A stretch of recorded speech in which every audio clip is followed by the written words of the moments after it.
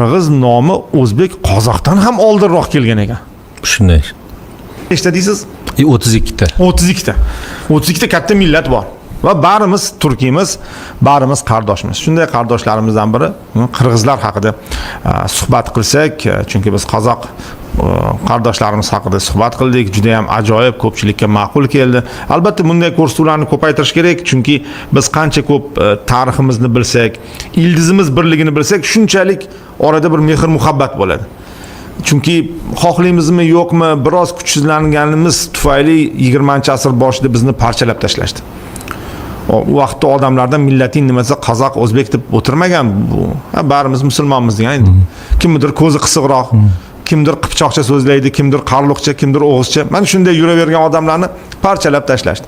Endi vaqt keldiki, alhamdulillah mana 2016-yildan keyin ko'p narsa o'zgardi, buni tan olishimiz kerak. Turkiy davlatlar tashkilotiga biz a'zo bo'ldik. O'zi biz a'zo bo'lgandek u tashkilotga aylandi. Undan avval u kengash edi. Bo'lib ham turkiy tilli davlatlar kengashi edi. Endi umuman turkiy davlatlar tashkilotiga aylandi.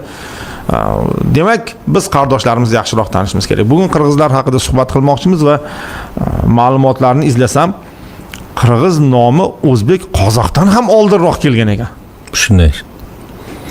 Endi bu faqat o'zbek qozoqdan emas, ko'plab o'sha boya aytib o'tgan 32 ta turkiy xalqning bir 5-6 tasi juda qadimdan beri saqlanib kelayotgan bo'lsa, o'shalardan biri qirg'iz.